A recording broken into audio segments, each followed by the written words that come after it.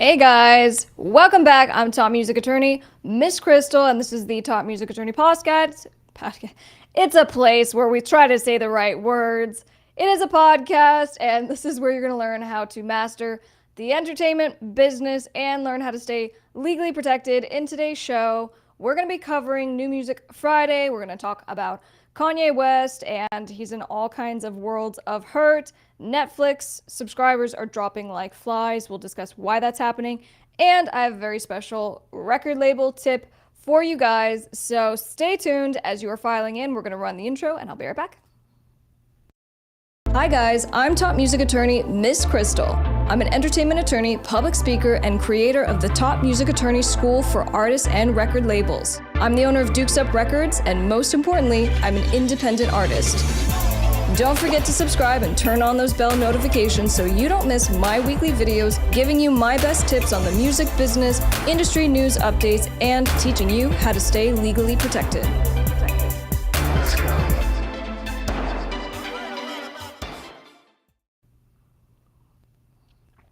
Hey guys, hello in the chat. Happy Friday evening.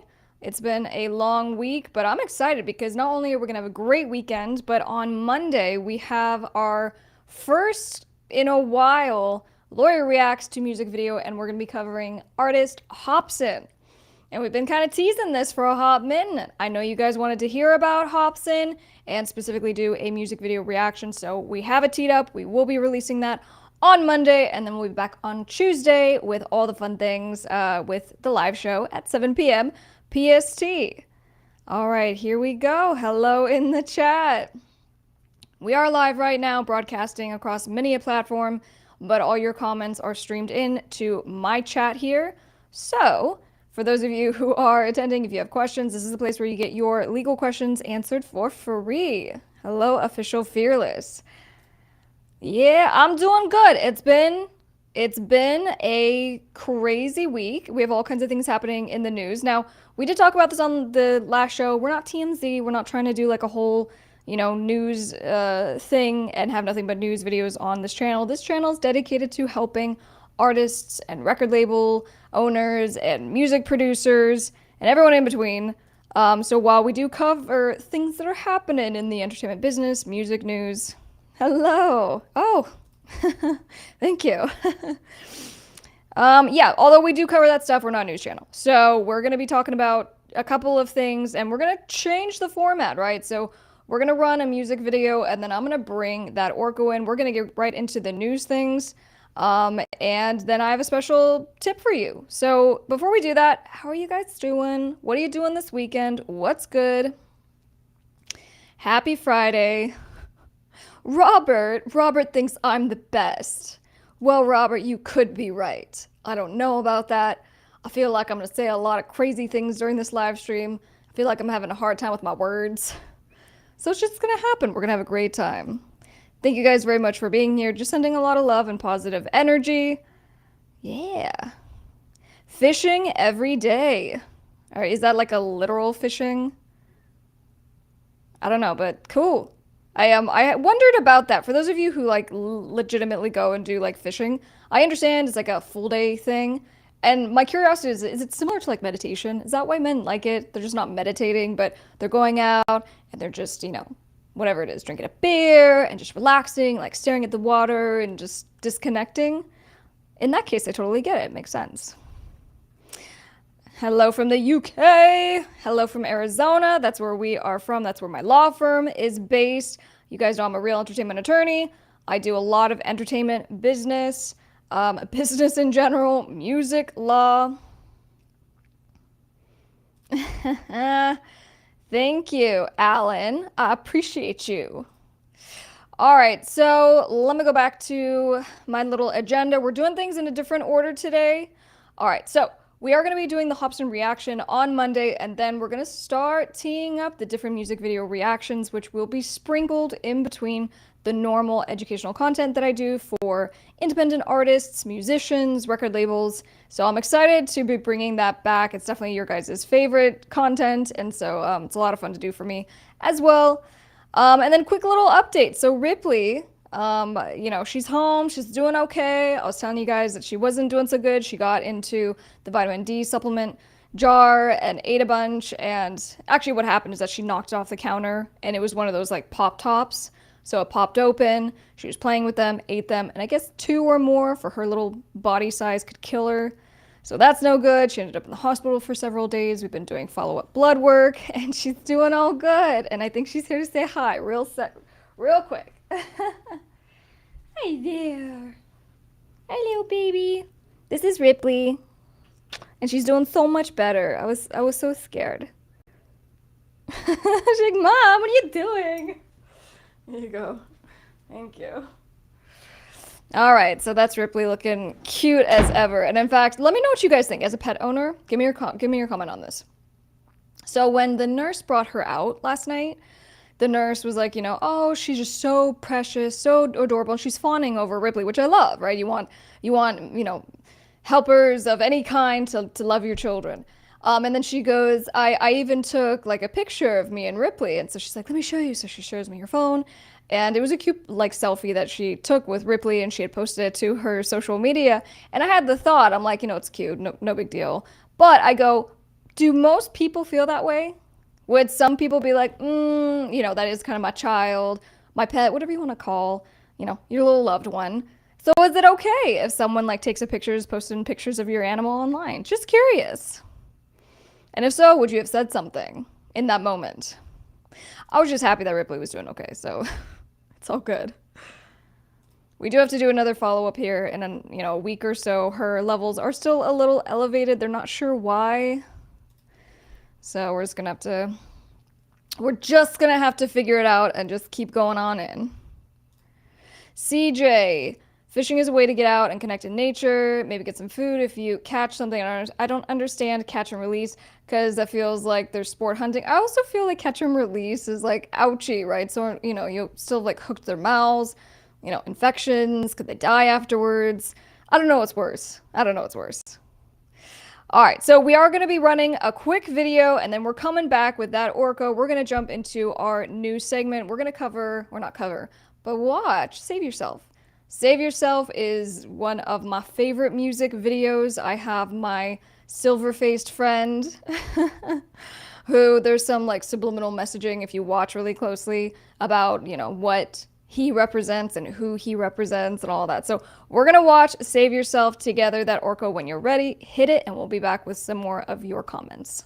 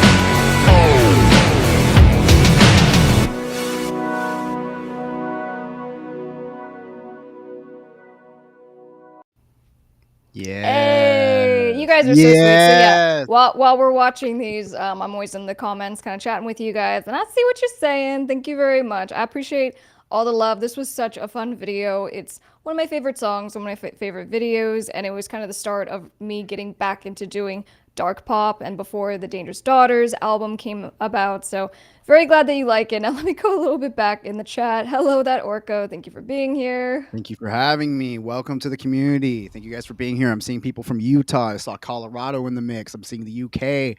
I love our community is just really worldwide, and this really is a community that we're trying to build here, making sure you guys are real interactive in the Oh, chat and and you with and you us. And guys, you guys are so nice and you care about Ripley. I really appreciate that. So, oh, no, that was hello. yeah. I Hi, heard you hi, told the story hi. about the picture taking. Yeah, so I was getting everyone's opinion. So let's see. 11-second eclipse. Yes, it's nice that she shared a pic with her. Okay, so the question was, if someone takes a picture without your permission and posts it, online of your pet, is it a big deal? In this case, it was someone at the vet. So it looks like everyone's more like, no, it's cute, it's fine. I No, think I think that's probably reasonable. I was happy that she took the picture because it showed that she was appreciating Ripley and all of her wonderfulness, and I actually thought it was pretty nice. But then when you said that no, she said she put it on her Instagram, and I went like this, and so I was like, what? What do you mean? It's an interesting thing, right? So in entertainment law, we have, pet issues and animal rights come up, right? So the safety and protection of animals on sets for music videos, and sometimes in certain circumstances, animals are treated in the same way as people. So in the instance of like, Yeah, for name sure. and likeness, there are very famous animals. And so I think Spuds that there could be McKenzie. yeah, there could definitely be some situations. I'm fine with it. I want them to love her because she's wonderful and to take care of her and she's doing great. So, I feel like um, I always on this podcast am showing my age with my references. I mean, I just made a reference to Spuds McKenzie. What was that, like 1984? For anybody in the chat that's remember Spuds McKenzie. I should have said the Taco Bell hey, dog. yeah, I can't say I'm like, oh yeah, that reference. So very glad you like the videos, Robert. Oh, okay. So Alan, another viewer from the UK. Very nice. All right, guys. So Yeah, first man. up, we have Netflix is losing 1 million subscribers. Not is it lost over 900,000 subscribers, and as reports are saying, the media world breathes a huge sigh of relief. So it kind of sounds like they're a bunch of haters, but Netflix has been the powerhouse, They're the leaders still. the absolute leader when it comes to media consumption, video consumption, and And now, and I will just add on there real quick, influencer, because with the sure. takeover of Stranger Things and Kate Bush's, result of, the Stranger Things placement and Metallica's placement, they are continuing to show that they are just a dominating force. I mean, Stranger Things, that is Netflix. Ozark, that is Netflix. The Floor is Lava, that is Netflix. Yeah, look, and but Netflix I think has been Oh, for trying sure. to make a real concerted effort to not only just be a congregator of content, right, but to actually Mhm. be a platform that creates its own content, right? So Yeah. we've seen, like you were mentioning, Stranger Things, Ozark was an original series, and I think they've invested something like $15 billion into different budgets as they're really trying to make this move because now they got competitors. That's the problem. We have now other platforms that are stepping up their game and doing the same With thing. great shows. I mean, Hulu has Only Murders in the Building, which is a fantastic show with Steve Yeah. Martin and Martin Short and Selena Gomez that I highly recommend. I mean, all these platforms. Amazon has The Boys, which we started up season 3 on that. You It's know, so uh, graphic, guys. I just I was thinking about we were watching one of the you episodes and forget when you take a you when you forget because it's like so colorful and whimsical and you feel like you're watching, like a fantastic kids show. Marvel movie or something. And then all of a sudden you see, well, I'm not even going to say what it is because it's so graphic, but there's just really graphic stuff and then I'm like thinking about it days later. And I think that your brain rationally knows that you're watching shows and it's not real, but I also think your brain doesn't know. I think your brain's like, "Oh, I just saw someone, get ripped up into pieces." And then you're kind of traumatized by that. I'll tell you what. I'll tell you what. My thing on the boys is the reason why I like it, even though it's very graphic. That's really what I think all these superhero movies should be. That really seems like real life. I still have a hard time with Yeah. superhero movies because they always have they're always so good. Like the superheroes are always so good. I don't know if you guys have noticed in the world, but absolute power corrupts absolutely. And then a side Right. note on this whole superhero thing, I just heard. Is it Netflix? I want to say it's Netflix. I don't think it's Netflix. It might actually be Hulu. I don't want to. Or no, Disney. Disney owns Marvel. So Disney is doing the X-Men 97 cartoon. They're doing a remake, which is the definitive Oh, really? X-Men uh, uh, cartoon and stuff. It's actually like the comic books, and they're going to be doing a whole series. Just throwing that in. But back to Netflix. I don't want to get too far off track. Well, Uh, let's talk about, for example, there's some people are like the problem with Netflix is that they encourage and provide binge watching experiences, right? So as far as being a platform provider, part of their downfall is their convenience and that they'll have everything there so you can binge watch for, a weekend and then you're all caught up and you've watched a whole series versus forcing you to kind of be on the platform longer. And so they do things to split up seasons, right? We have Stranger Things, they at least split it up by a couple of weeks to keep people on the platform. I mean, isn't Stranger Things like the number one show for them yeah, I as far believe as, so. release numbers? Yeah. I mean, so, they got to do something, but that's one of the criticisms. Stop giving people the access to binge watch everything in a weekend. Well, but then again, I do like that. I like having that option if I want to watch two in a row when they have it all up instead of one at a time every week because you could lose interest in a show. But the other thing is they're really trying to they're rolling out these new price tiers where they're gonna have different versions of Netflix for different ad price tiers. But then I'm hearing that not everything is going to be allowed to be on Netflix. Not that's not going to be all the same programming Mm. is going to be on the ad tiers. It's for people that don't want to pay that price. I don't even know what it is anymore, to be honest with you. Um, but there's that. And then, they want to have people stop sharing passwords. I hear in other countries, they are trying to roll out systems where it's like an added fee of like $3 a month to add somebody else to Yeah, it. they're doing I some think that's testing because they reasonable. don't want to. They don't want. Look, they have 200 million subscribers. They don't want to upset them even more, but they do need to figure this out because they go at least. I think it's at least 100,000 households, something like that, have the shared passwords. So they're kind of getting it for free. And as a business, they need to try to No, stop the for sure. piracy. And it makes sense But because what do people really think about it? Us as consumers, and I blame things like Napster and Pirate Bay that got the ball rolling with everything, as far as LimeWire and all these things about just getting stuff for free. It's really decreased the value of music and really decreased the value of entertainment and movies. And people are just so used to getting Netflix for free for years. Now they're like, oh my god, you mean I have to pay $10? Yeah, it's still cheaper than it was back in the 90s when you were paying for satellite and everything. yeah, but you know what? That And the TV's better than ever. convenience and TV's better than ever on multiple platforms, so So that's the issue. drop in the comments right now. I see people that are saying they have Hulu, they have Netflix. What are you guys watching? So I know that, we actually don't watch a lot of TV at all. Like at all. But we have just about every service, I think. Like it's pretty Yeah, and crazy like what we have. I think that's probably I think we're actually in the minority in that we just pay the Because we have subscriptions Netflix, for everything. I think most people are pretty Hulu, selective. Disney, Amazon.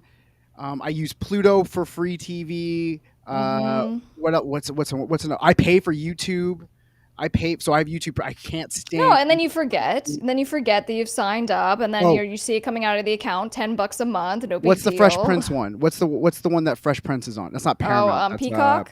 Peacock. I pay for Peacock. I said Disney Plus. Obi-Wan Kenobi. Highly recommend. Get in that if you haven't gotten into that. That was But I good. love it. I love having options. There's always something. I find that I think we mostly watch Hulu because they have like the cooking shows and the Gordon Ramsay stuff, which is like I like easy TV. But we watch HBO Max for like Veep, and we Yeah, watch love Veep. Come on, come Boys on. If on you haven't watched Veep, Amazon, you gotta. Disney Plus, all the Star Wars stuff, and behind the scenes Disneyland things.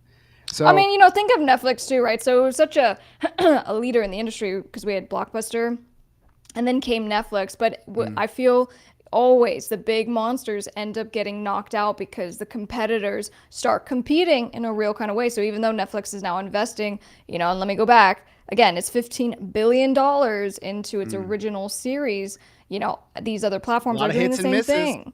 A And lot so of it's hits and tough to misses. keep subscribers. Now, as far as the jump of why 1 million people decided to jump ship, I don't know. Maybe it's just as simple as, hey, Disney Plus is now available. Let's I go over think that's what there. it is. I think that's what it is. I think it's because it's so easy to cancel and renew these plans, and there's so many different offers. People are just kind of going based on, I saw, because I know even we were kind of doing that for a while. It's like, oh, because we'll just get HBO for a month so we can see the new Curb Your Enthusiasm thing, and then it's just like out. But then but now it's like, oh, but we got Veep on there, and I think we get a deal with our like Samsung phones. So a lot of companies are doing deals and stuff like that where they're bundling stuff. So I don't know. I think TV is better than ever. I love all the choice I get. There's tons of free websites. I see somebody else said that they use Pluto. I saw Tubi on there. Where you're watching commercials, but I don't That's like such a good commercials. point. Chris is like no live TV, right? I mean, where do I see live TV? I Like in have an bars, antenna. right? You go to restaurants. You're old school. You might actually watch it, but like Yeah, because I I get it stopped for watching local live news. TV. And like my sports friends. All right. So you guys, of course, are watching live TV, but like for me, I have zero reason to watch Yeah, live TV, even my news, right? So I can get through different people that I follow or just, on news organization websites, but I'm I not actually got the consuming it live. I got the antenna for the house literally just so we can watch local news because there's nothing on TV that I would watch, and I don't even would consume my get my regular news from watching TV where I had to sit through commercials. So, but I do like to see what's going on locally, and so that's the only reason. But I mean, just buy like a $10 antenna from Amazon and Look, Clinton, you might be 100% correct on this. I am a very just like big closed YouTube. off person. I interact with so few people, so you guys have to tell me what's the current thing? What are you doing that's helpful? Yeah, so anyway, this is going to be interesting just to see kind of if Netflix can keep its position as number one because it's got some heat coming for it. Well, Netflix just sucks. They don't have decent content. Oh, I don't know about that. I I don't know disagree about with that. that. I think what happened is because we are so used to having so many good shows, we take for granted how much stuff is on there and the fact that you are binge watching it. So like Stranger And then Things is it's kind of like, fantastic, Ozark is fantastic, and you're done with it, and then you're like, oh, well, and let's Netflix talk sucks about because I got Squid nothing. Game. Squid Squid Games. I Games, mean, and they got so but much from are Squid you Game. right? But there is a lot of garbage also that makes it onto different platforms. However, you define garbage, right? Yeah, Because but that's your that's point very specific to the user. to how much money they're spending. They spend a lot of money on original programming. Some of it flops, and some of it is Stranger Things. Some of it is these what was that the love show that where they were in a little cube or something like Oh, it's that. so yeah, yeah, yeah, Love is yeah. Blind, Yeah, Love is something like that. Blind. I No, so I mean, mean, they and hit or these are miss. Emmy nominated shows, right? That we were just kind of Witcher, talking about. But we have like HBO, Hulu, Apple TV Plus.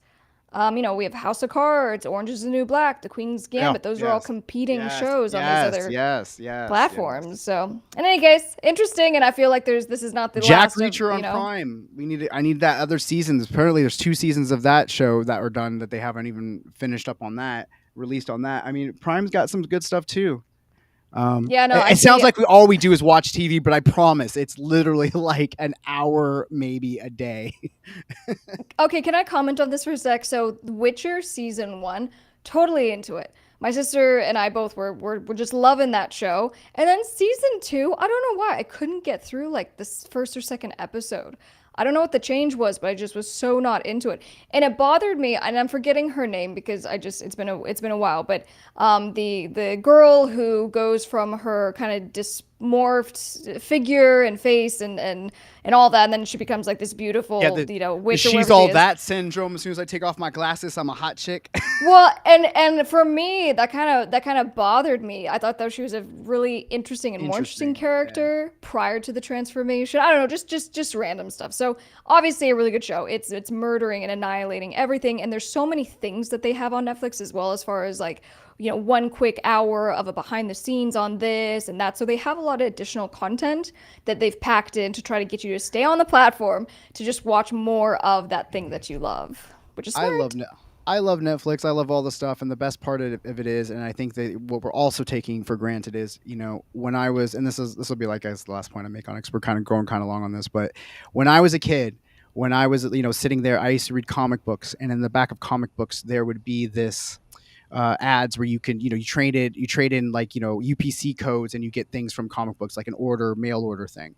And one of the things was like a little viewmaster that showed like a little Three Stooges 30-second clip of something, of one episode of something, that just kind of scroll through cheese. And all I wanted to do was sit in my room and watch a little bit of a Three Stooges episode on my thing. And now we have phones that we can watch movies, we can watch anything on, and like it's just the access and how good the content. I don't even really watch movies anymore. Like, I'd rather just watch a series. I think all movies should just be made into series at that point. They're way more interesting.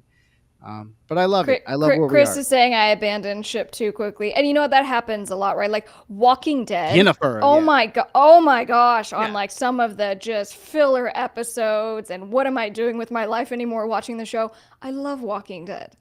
But yes, I've absolutely, they do that. They kill you. Why don't you just give me the best when you have like the best writers, the best budgets? Like these are the Yeah. top shows. What are you doing? But they don't know when they're investing. When Netflix is doing a $15 billion spread around. Yennefer, that's right. Yeah. I'm sorry. People keep saying Yennefer. That's who I was talking about, Yennefer. Okay. Anyway, so let's go ahead and move on. We'll be back with more on Netflix. Oh, you guys are fun. We love you. All right, so last time we were talking about Kanye, who is being sued by a fashion company that had rented a ton of clothing to him, and they were suing him for $400,000 for unpaid bills and not returning certain items. So now we have a lawsuit by a production company alleging $7 million in unpaid concert costs. So this spanned over the course of roughly a year, from June 2021 to about March 2022. And so this included events like the Donda 2 listening party, the Free Larry Hoover benefit show with Drake, and then a bunch of his Sunday services. And so, yikes for Kanye. I don't know what's going on. Why isn't he paying his bills? It's so tough. It's so tough because I feel like every time we cover Kanye, I gotta go. Now I gotta lay a disclaimer. I'm a huge fan of Kanye West.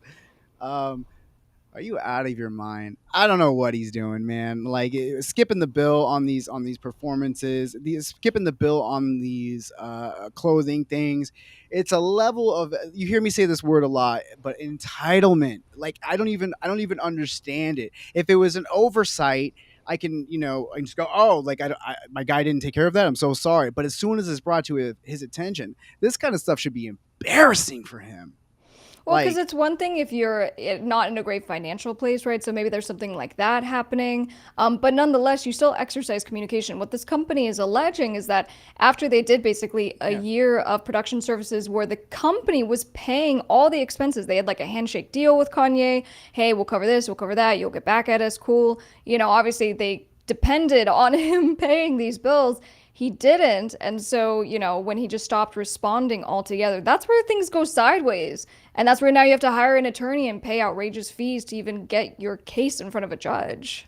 And the thing of it is with something like this, like, where you have a bill, there's proof of these shows. Like, they've been, I don't even know, because, that Free Larry Hoover, I don't know exactly what was donated to that fund and what was paid, because it was streamed on Amazon. So he had to get some money from Amazon. So there was some money, Amazon gave some money to someone somewhere. So somebody has a check, and that money was not moving over to the people that actually put on the show. And, it's just, I don't like to see that stuff. I think it's a really bad look for him. And it's not that I see, it's not that I don't think that he worries about the consequences or not at all. I don't think it's so much that. I think it's just, I don't know. I always want to give him the benefit of the doubt, because I just can't. He's such a businessman, and his whole thing is, I want to be respected in business, and I want to do all this, and this is just so counterproductive. And the fact that it was involved with Sunday services and stuff like that, and which were really cool shows if anybody happened to see those. It's just disappointing to me. It's just disappointing me. But love Yeah, and Kanye look, West. And in one way you can kind of look at this and be like, well, maybe, he is a businessman. There's no question about that. He is a businessman, but he's also this incredibly passionate person that right. maybe speaks out of turn. He does things that come off as very irrational. You can talk about the reasons for all of that, but nonetheless, that he's making moves and just kind of blocking out the noise. And he's just deciding that he's not going to pay attention to stuff, right? We've covered that he's getting sued because he's sampled music that he didn't get And cleared and he just released the song. So he's moving real quick and just not caring I about think consequences, it seems. maybe that's I like the way that you said that, and I like what Brenda's saying here. Brenda's saying, or maybe he's just a little all over the place with his affairs and his other things. I could see that too. I could see it being scatterbrained.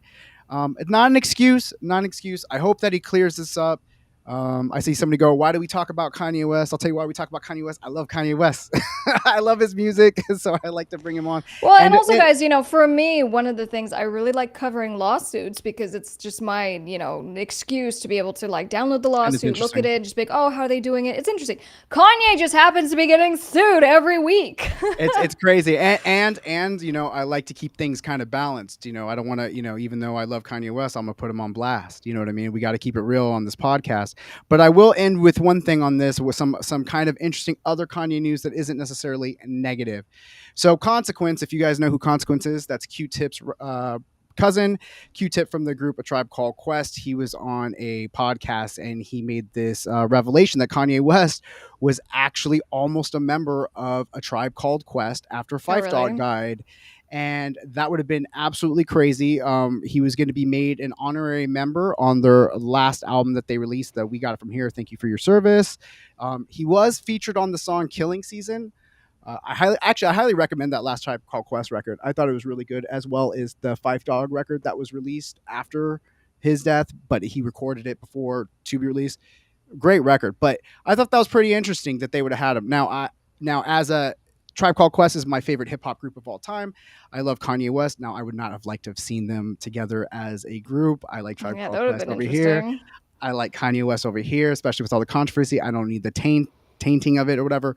But a concert tour of Kanye West and Yeah. a Tribe Called Quest, I'm all in, and Kanye's them a coming back solo and forth. man. I need He's them. a solo I man. need them separate camps, but I thought that was pretty interesting in my world anyway. All right, so we're gonna move into New Music Friday. That Orko has some new exciting releases that he wants to talk about, and then I will be getting into a record label tip. So take it away. All right, so real quick, I just got a couple things I just wanted to cover today. As you know, I check out all the new releases on Friday. I skim them kind of before the show. I give kind of a listen and decide what I'm gonna spend my weekend putting on while I'm editing all these videos. Essentially, if I'm keeping it real with y'all. So the first one is Billie Eilish's guitar song single. Now, this is a 2-track single of TV and the 30th. Now, this is a very unexpected release. She wanted to release something that didn't have a lot of, kind of like a surprise release. She didn't want to have a whole lot of label hoopla. She just wanted to kind of do something that didn't have a lot of effort behind it, that you could just kind of release. I know Miss Krystle, you are also in the same, vision lately. You just kind of want to just play and kind of get the things out there. And as the ideas are coming, because sometimes with releases, you can get bogged down with all the particulars and labels can get involved and it just Yeah. gets a little, I like to get cloudy. feedback from the fans. I want to know what You they want to get think it out before there. we release the music. Yeah. And I like it. It's kind of like a Pink Floyd vibe. Now, I'm going to put a disclaimer on this. I don't listen to a lot of Billie Eilish. Actually, I don't really listen to Billie Eilish at all. But I have seen like 3 Billie Eilish concerts, and I think that she is fantastic. I think she's incredibly talented. I've heard many Yeah. interviews with Billie Eilish. I just don't necessarily listen to her music ever. But it's not because I don't like her. I just find myself not listening to it. Well, we were also watching one of her interviews recently, and she was talking about things just like feeling Oh, like an the imposter and David having an Letterman. imposter. Yeah, and she's She's amazing. definitely Her and she's Phineas, amazing, very interesting, and amazing. the music obviously is very good. I'm actually a huge fan of Billie Eilish and Phineas without actually listening to their music, because I'll consume their content like crazy. But it's very Pink Floydish. If you're a fan of Pink Floyd, you'll like this kind of vibe. The internet's been kind of going crazy about like the TV song because she's talking about her, her beliefs on how the media is treating certain situations, her view on women's rights and stuff like that. So she's getting a little bit of flack on there. I thought the song was actually pretty good. I liked it. I have no problem with artists when they want to put their political messages and what they feel in their music, whatever way they want to put their stand. It's I always think it's a big move when you do that as an artist because you're going to divide your audience in half, and it's just kind of risky. But I do applaud people standing up for whatever their beliefs are. But the song that I really liked was the second song on there called "The 30th." Beautiful song, very sad. I found myself getting very emotional inside, and almost to a point where it would have been embarrassing if somebody would have walked in while I was listening to it. Um, it's basically this. It's kind of like the story of Billie Eilish is witnesses a car crash, or her friend is in a car crash and is in the hospital. I'm not sure if it's her boyfriend or a friend, but she's just in there and she's talking to him, like remembering the last phone call that they had, and she talks about how she drove by him in the car and didn't realize that it was him in the car that was in the car crash because she was in a hurry to go do something else. And she has this thing in the end where she's talking about all the tragic things that could have happened, but thank God he's at least alive. And like it's I don't know, it's very like, oh my God, like it's pretty heavy duty. Great song, Yeah, great song. if you need to go have your crying You session want to to have get some your feels. head right, go have your feels. Yeah, it just have some feels, but that's kind of where I'm sitting with the Billie Eilish guitar song single. I think it's pretty cool. If you like it, if you like Phineas, her and Phineas, I mean, Yes. And as you're about to segue, I just thought I would answer this. So, yes, industry standards that new releases do happen on Friday for a lot of independent artists. Obviously, they'll just release whenever they want to release, but industry standard is Friday, it used to which be I think is Tuesdays. Tuesdays made so much more sense. Friday is ridiculous because no one's paying attention. What It's like the worst time to start a campaign. but you know why that is, don't you? It's because back in the day there was record stores. So I used to work at record stores, and so it had gave you enough time to get ready for the release, and it was easier. It was better for the market to release it on Tuesday rather than Friday, the weekend. But now nobody goes to record stores anymore, so you just buy it whenever you want. So it really doesn't matter. There's artists that release stuff on Wednesdays. I mean, even us, we have a release that's coming up very soon. We actually have a pre-save link. I actually might put that in the comments or in the description below. Pre-save link for our new single that's coming out. But we could choose whatever day. As when you're self-distributing, you can choose whenever you want. But Friday is kind of That's right. the industry standard. That's right. So moving on, very excited about this release. Mac Miller, another one of my favorite artists. Mixtape of I Love Life, Thank You got re-released on all streaming platforms. It was released in 2011. It was his last mixtape that he did before he released his first actual record on a label, the Blue Slide Park, which is a phenomenal record. This I Love Life, Thank You mixtape is phenomenal. It's in the spirit of the kids mixtape that he had, and then what was the other one he had? I'm spacing on the second best day ever, on the best day ever mixtape. It's in that it's in that series. Fantastic, really great songs. It has features from Talib Kweli, Bun B, The Come Up, and Sir Michael Rocks. My favorite songs on this mixtape are The Scoop of Heaven, People Under the Stairs, which has a beat sample from People Under the Stairs, which is probably why I called it that. Cold Feet and Family First, featuring Talib Kweli, as well as Boom Bap Rap. And this was a really cool marketing campaign that he did. So this was, I'm looking back at this because I actually don't remember when this was released, this marketing campaign, because I don't even know if I was really even following him. I mean, I was listening to him, but I don't know if I was following his marketing stuff on social media. But it was released on his Road to a Million Fans campaign in April. When he released it, he only had 300,000 followers on Twitter. Yeah, see, I'm not even on Twitter. On Twitter, and he announced the goal of hitting 1 million followers on social media platform. When he hit 500,000, he released his Family First song, Talib Kweli, and then when he released the next one, Just a Kid, he hit 600,000. The Miller Family Reunion, he hit 700,000. Cold Feet, 800,000, and then Willie Dynamite, and then that which got him to the million, and then he dropped his full record. So kind of like with us, with our thing, we're releasing our new single when we have the pre-saves that we need, and then that's coming out, just kind of a similar marketing technique. Love Mac Miller. Please listen to it on streaming. Very exciting. Very exciting. Yeah. So if you guys haven't been following on social media, that Orko's referencing Middle of the Night, which is a new song we're going to be releasing, but we're doing our pre-save. So we've been teasing the music. I've been playing it live for you guys. And when we hit 500 pre-saves, I will release the song. You guys are doing a lot of the pre-saves, which I appreciate so much. So we're going to hit I it think we're pretty almost there. soon. Yeah.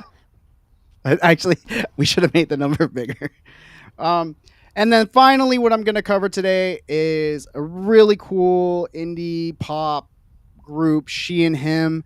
I've listened to this group for a long time, since my record store days. It's actually I don't know if anybody, what's her show? What I say was, oh, the New Girl. So Zoe Deschanel is like the singer of the group, and She's the best. she's with Matt Ward, and they are She and Him, and they do these really reverb out, almost like Patsy Cline pop indie country twangy surf whatever. Anyway, they released a tribute album to the Beach Boys' Brian Wilson with Melt Away, a tribute to Brian Wilson. This is really cool. Brian Wilson has given his okay to it. He has signed off. He even does a song with them. He said he loved what they did on these mind-blowing versions of these songs. The harmonies are beautiful and right on. I love this record. So if you're getting a cosign from Brian Wilson, one of the greatest songwriters ever in life. We've covered God Only Knows. Go to Miss Krystle's YouTube channel. You can see our cover of the Beach Boys. God Only Knows. He's one of my favorite songwriters. I love Brian Wilson. I highly recommend the movie on his life that starred John Cusack. Group is fantastic. My favorite songs that they covered on here are Don't Worry Baby, Meant for You, Melt Away, and Wouldn't It Be Nice sounds fantastic. Mhm. Check out She and Them. Let's go. New Music Friday. I love it. Hey, nice job. And Chris, thank you very much. You're so sweet. I appreciate the support. I appreciate the pre-saves. You guys know I'm an independent artist, but that's also why I do this channel. Now, in the next segment, I'm going to be giving you my record label tip. And I'm really excited for this because I kind of come up with what I'm going to cover, like an hour before our show because I always want it to be really fresh for me, something that I just covered with a client or something that's a big issue for a lot of clients. And so obviously I can have it here on the channel for free.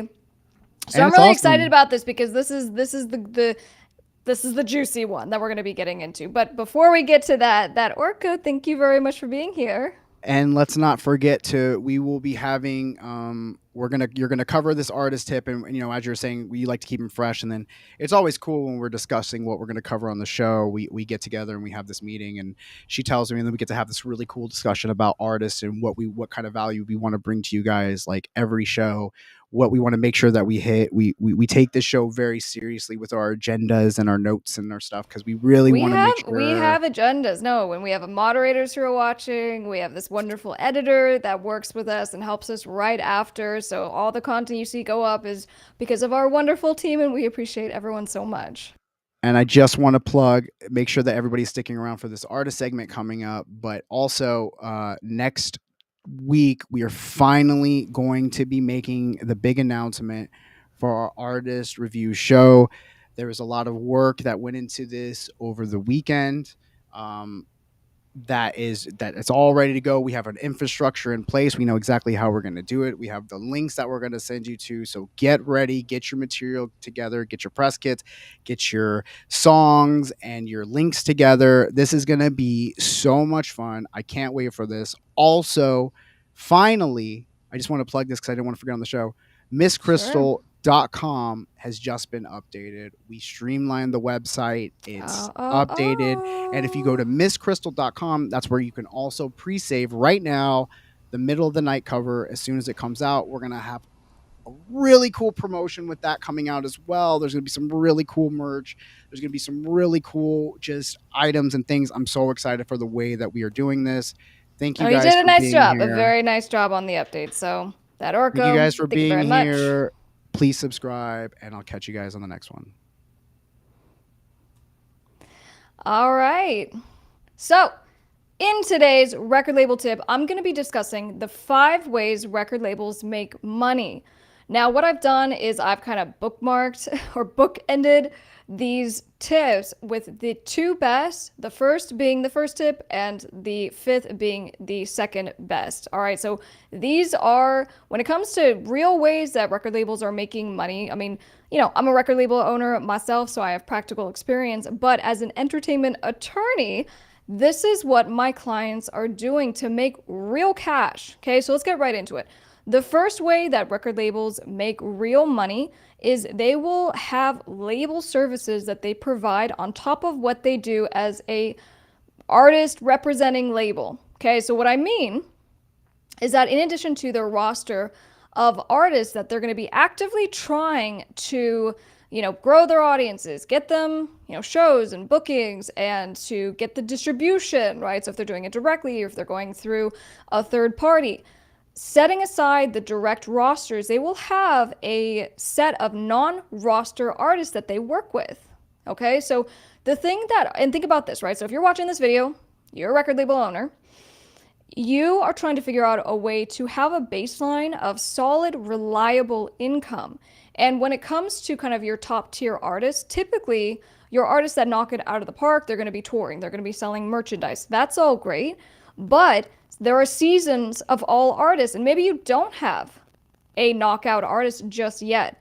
What you can do is with your non-roster artists, you have a baseline of services that you know how to do that artists need help with. Okay? And so that might be things like producing, mixing, mastering. And I see on the lower end of this, different labels charging something as low as, let's say, $500, right? If you're just kind of selling beats or licensing beats, maybe $2,000 a song, $3,000 a song. So if you look at your books for the month and you say, okay, we're going to have, maybe 5 to 10 non-roster artists that we work with and we assist in this capacity, has to be clear, we're not your label, we're not signing you, there's no contracts for, the record label agreement portion. It's just a services agreement. Beautiful. Now you have a baseline of like $10,000 that you can rely on to build on. But that's not all you know how to do as a record label, right? So besides producing music, it's also video production. A lot of my record label clients end up having, their film production crew. And the film production crew might be subcontractors, right? So you might be like, hey, we need a quick video. And so you have like John and Jill who do all your videos. And so you can come up with subcontracting rates, which works actually for every single one of these things I'm going to be talking about as far as non-roster artist services, right? So you can have someone that you contract the work to, and then maybe you just take a rip, right? So maybe instead of 100%, since they're doing all the work, right, then you're just taking 20%.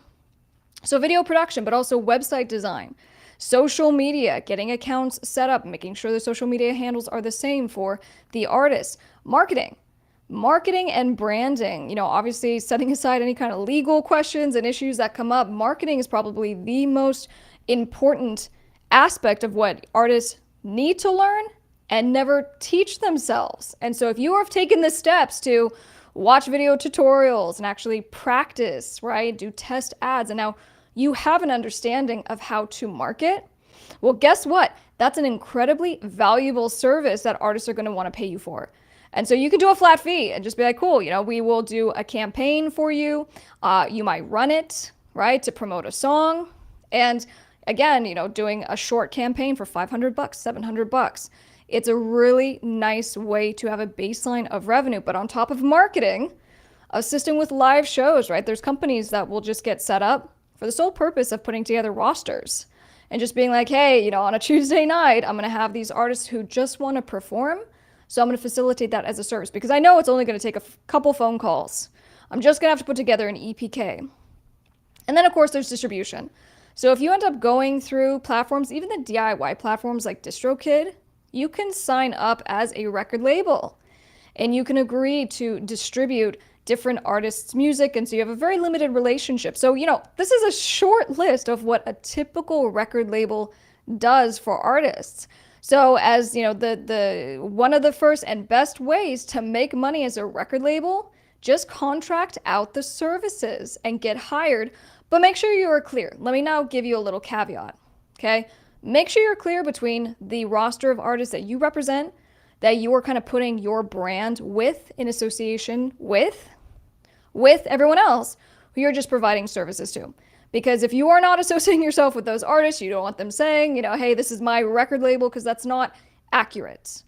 And, quite frankly, sometimes I get some pretty sleazy record label agreements that are, delivered to my office to review, and, all they're doing is making a lot of promises and they're not going to come through. But if you are a legit business that knows how to do these things, that can actually help, then you're providing an incredible service for artists who do need this kind of help. All right, so number 2, when it comes to ways that record labels make money, what they'll do is repackage albums. Okay, so come up with alternate versions of albums because the album's already done. Okay, so this might be something as far as having a different version where they might call it like an instrumental or an acoustic. But really what producers do is that they'll go into the sessions, they'll mute different things. They might mute the vocals, they might mute the drums, mute the bass. And all of a sudden now you have this new version that didn't take any effort, like barely any effort, and no money. And now you can re-release it. You can also do remix EPs, right? So you're taking the same content. You get a bunch of producers and you be like, hey, we'll split the profits 50-50. Anytime you can get a subcontractor like a producer to come in, remix the music, hey, we'll put together a quick EP, then it's not actual effort on your part other than distributing it. And now you have that residual income coming on in. And of course, we have acoustic albums, we have live albums. So anytime that you can repackage and have that deluxe edition, remastered, best of, right? Then you're going to be able to not only market the original, right? Because now people will be like, oh, I really like that remix. What was the original again? So it's now getting more revenue streamlined into the record label, but it's now a new thing that the fans are going to love and be appreciative of. Number 3, when it comes to how record labels make money, label merchandise. Okay, so let me walk you through how I do this with my clients. When it comes to merch that you can sell, it's so smart, okay? Because merch sales and live shows are some of the best ways that artists get paid. And when artists get paid, you as the record label are going to get a share of that. We're going to talk about how that works and the applicable contract that you need to have in order to do this. But when it comes to that merchandise, you want to make sure you are selling as much as possible. But before you go and hemorrhage a bunch of money to purchase, let's say 100 shirts at even just $10 a pop, right? It's still going to be expensive. You're going to be forking out a couple $100s just for a short run of t-shirts or hoodies or whatever it's going to be. So what you can do is you can go through a print on demand service. And the two that I have used personally are Threadless and Printful. So these two platforms are really nice because they do all of the order fulfillment. So basically all you have to do is to like start an account and upload a picture. And then they'll say, what products do you want to sell that has this image on it? And you'll select all the things that you want, and then your store is ready to go. Now, the downside of doing this is that, they're going to take a big rip. So if you had, I don't know, a $25 shirt, your actual payout might be like $4 to $8 from that, but it costs you nothing.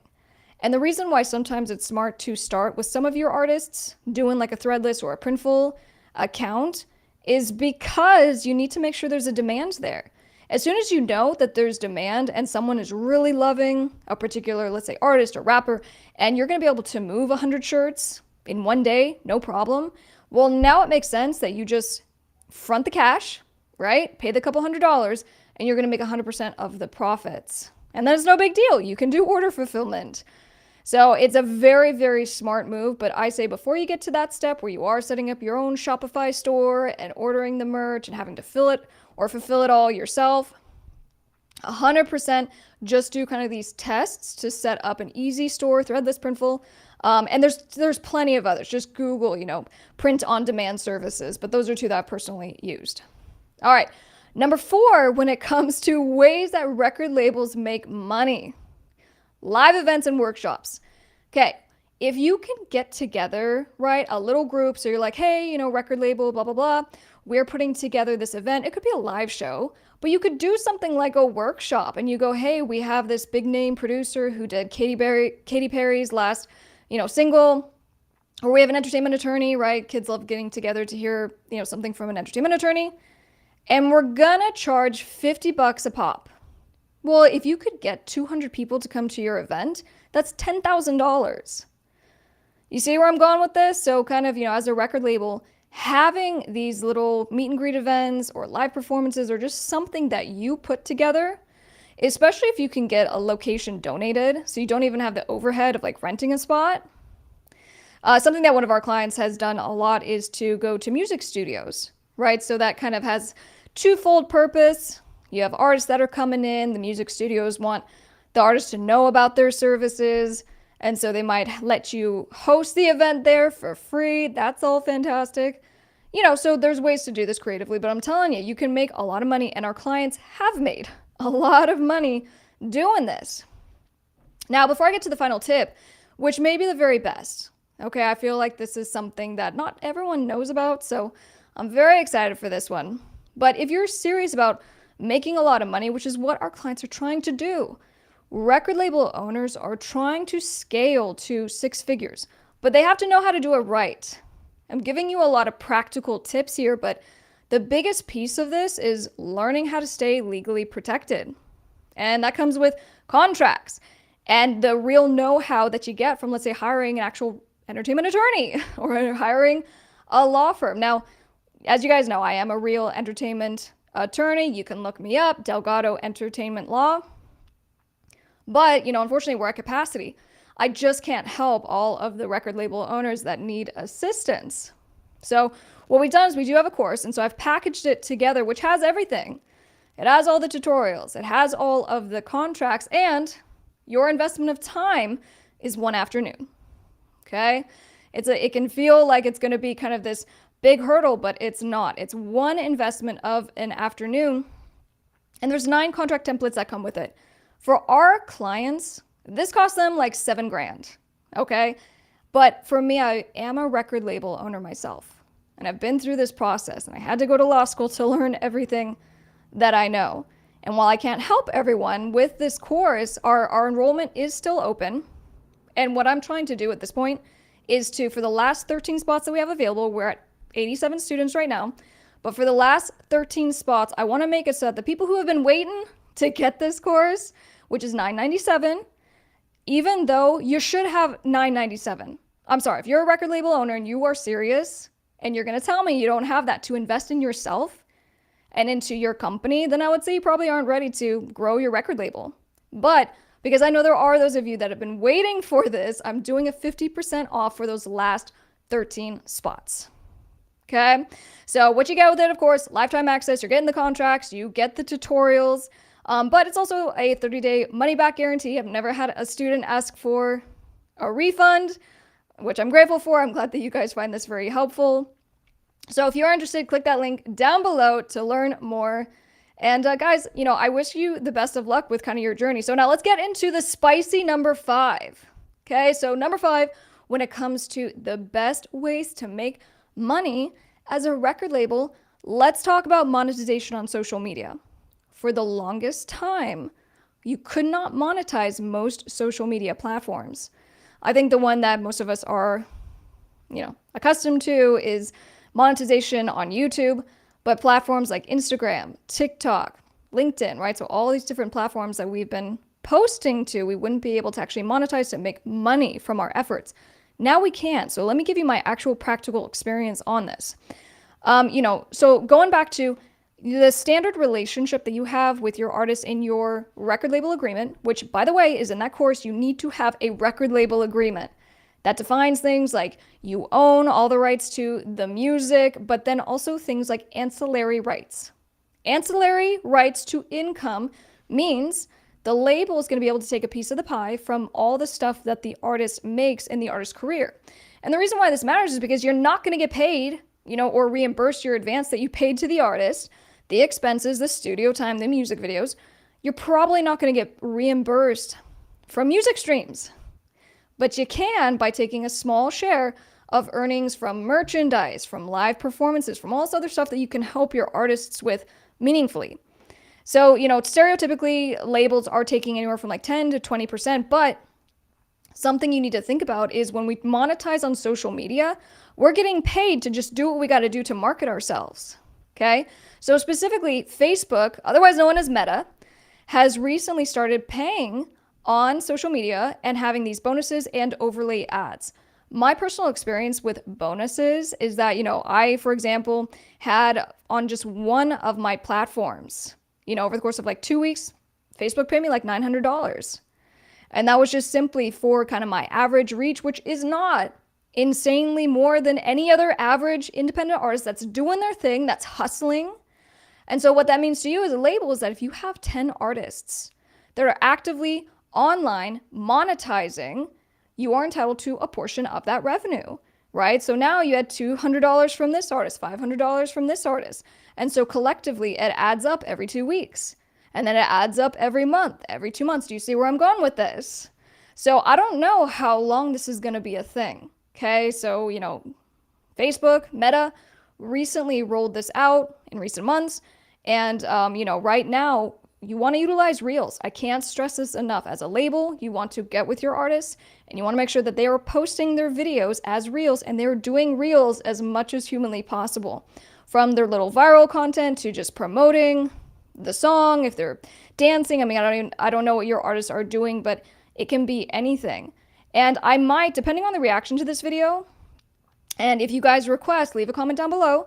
But if you want, I might even show you my entire process, right? So as not only a label owner, an entertainment attorney, but as an independent artist myself, right? I'm actually practicing what I preach.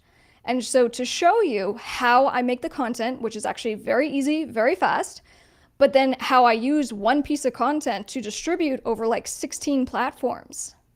And then how those various platforms can then generate a lot of revenue. It's not just Facebook, it's not just Instagram, it's not just Reels. But that's the one that's paying really good right now.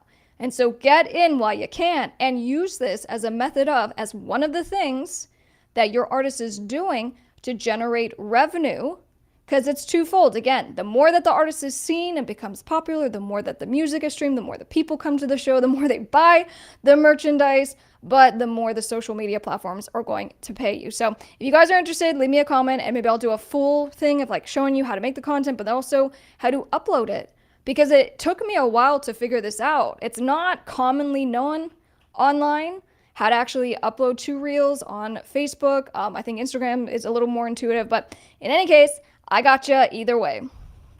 So guys, make sure, of course, if you haven't yet, like this video. When you actually like the video and subscribe, it tells the channel that, and the YouTube world, that this is useful. And so if you've watched this long, it means the world, and it will help this video get out to other record label owners who need the help. And that's what I do on this channel. A lot of our clients are independent artists who decided to become their own record label owners, and I think that's amazing. That's definitely what I decided to do, and I just love your faces, so I appreciate the support. All right, guys, let's go back to the comments. Let us see what's happening.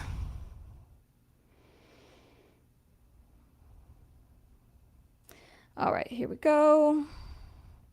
What are some of the steps that record producers must take if they begin to lose revenue? And if for any reason these musicians and bands were to lose money, how they recuperate their losses? Well, for record producers, it depends on where you're making your money in the first place, right? So if you're relying on back-end revenue from music earnings, well, if the music's not making money, you're not making money. Okay, and look, in one of the tips that I just kind of gone through, I'd said, contracting your services out, it's not just for record labels. As a music producer, you should be doing that yourself, even if you're trying to be an artist producer, right? Or you're like that Orko and all he produces is me, right? He's very exclusive. He'll only work with me, at least as of now. Let's hope.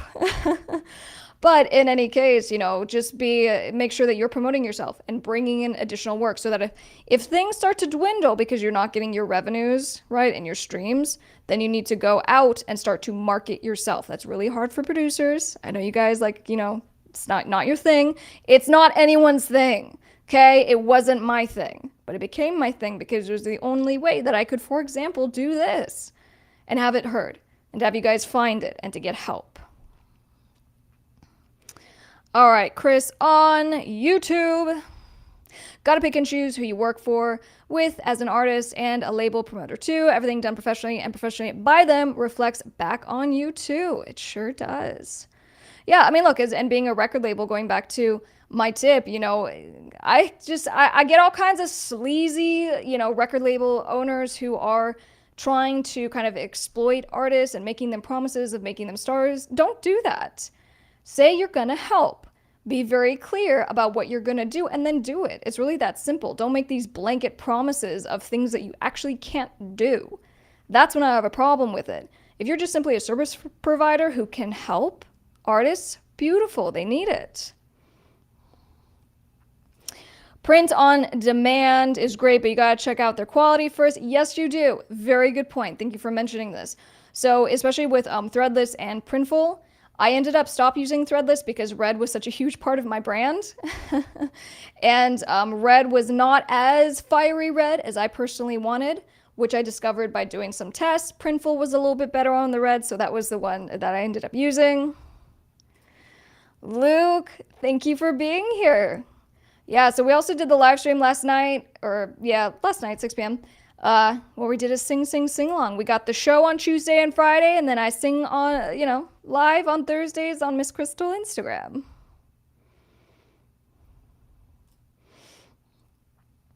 I got your book. It's really good. Oh, thank you. And I use your collab agreement all the time. Fantastic. Thank you very much, Luke. I'm so glad that you have found that helpful.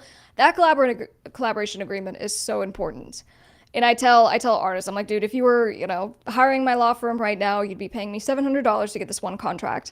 I'm like, go buy the book. It's $25 and you can get the template for free. Awesome, awesome, awesome. All right, so let's see. There's a question about the algorithm. Do you know the algorithm about reach to content payout? Yes. So the way that the bonuses for Reels on Facebook, on Instagram work is based on how many views are on the actual content, because what Meta Facebook is trying to do is to keep people on its platform. So if it knows that your content is being seen, it's retaining people, or they're going to see more of your content, then now you're getting assigned those views, those points, and that's how you get paid. And like I said, it's been very interesting to see even my own social media content. I have certain platforms that do very well. I have other platforms that don't do quite as well. But as far as how the performance is compared to what I'm getting paid good. So if you're a record label owner and you can have like 10 or 20 of your artists doing this, they're getting paid, but then so are you. Alan in the UK, been here since the start. It is 4 a.m. Oh my gosh, what are you on? That Orko time? All right, guys, so I'm going to get out of here, but thank you very much for watching. We will be back on Tuesday at 7 p.m. PST, but on Monday, okay, we're going to release the Hobson reaction video. And this was a big one. It's a long video, but there's so much. I did a ton of research, and it's a spicy video and song. But I'm excited to get back into doing the music video reactions. I know you guys like them. I hope you enjoyed today's show. We did a totally different format. And, like I said, we'll be back. But we are going to watch one more video. This is Korn. Well, not Korn. Miss Krystle, Make Me Bad, which is a cover of the Korn song, Make Me Bad. All right. I love your faces. Have a good weekend, and I'll be in the chat.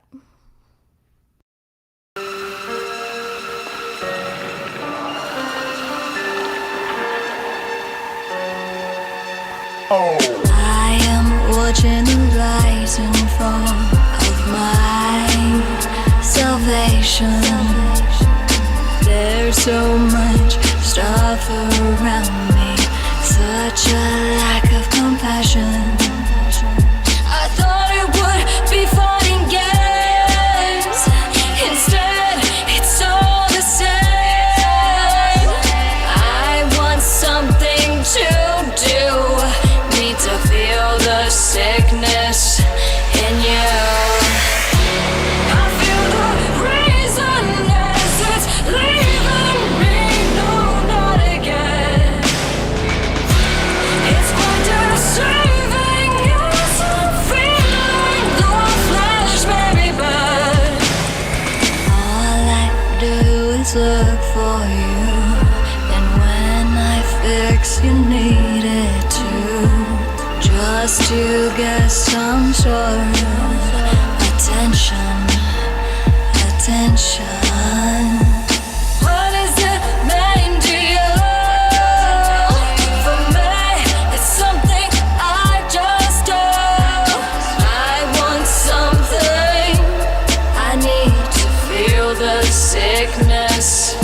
in you.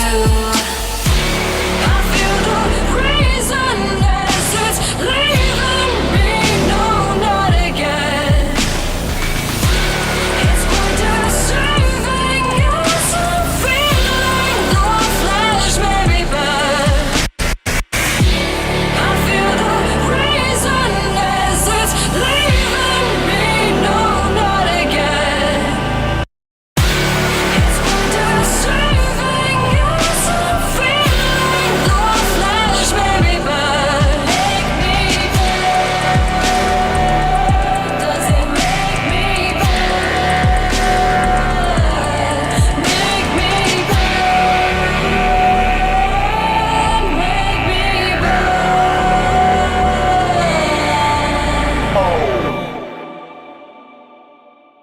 Hi guys, thank you for watching. My new album, Dangerous Daughters, is now available on all music platforms, and I'll be sure to link it for you down in the description below.